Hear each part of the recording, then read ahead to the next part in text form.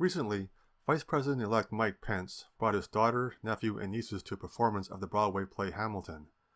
When the play ended, he was treated to a prepared speech written by one of the show's producers. This is what he said. "We, sir, are the diverse America who are alarmed and anxious that your new administration will not protect us, our planet, our children, our parents, or defend us and uphold our inalienable rights. We truly hope that this show has inspired you to uphold our American values and to work on behalf of all of us." The internet was quick to weigh in, with President-elect Trump leading the way. Our wonderful future VP Mike Pence was harassed last night at the theater by the cast of Hamilton, cameras blazing. This should not happen.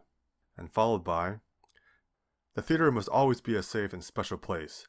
The cast of Hamilton was very rude last night to a very good man, Mike Pence. Apologize." This triggered the expected responses from all sides, some praising the cast, while others condemned it.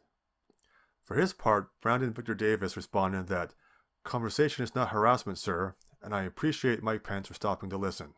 Mr. Davis is right that conversation is not harassment. However, that is not what he did.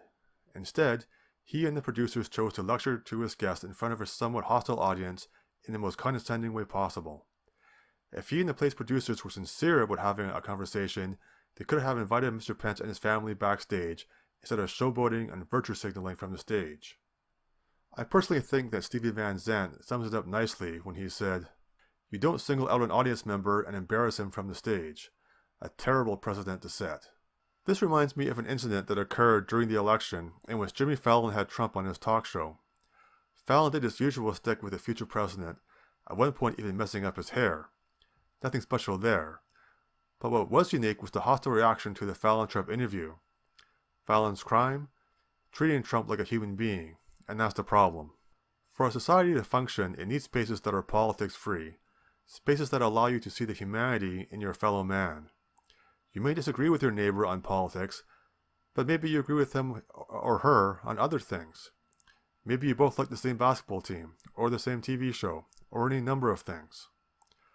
Whatever you share in common, it is these shared experiences that can help bind a nation together culturally, and why it's so vital that they do not become poisoned with ideological warfare.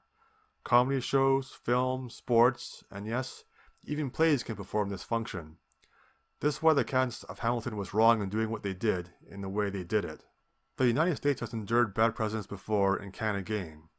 What it cannot endure for long, however, is a culture in which partisan politics is so pervasive that it infects everything from Star Wars to Kellogg's cereals. It doesn't need to be politics all the time. In fact, for America to survive as a nation, it can't be.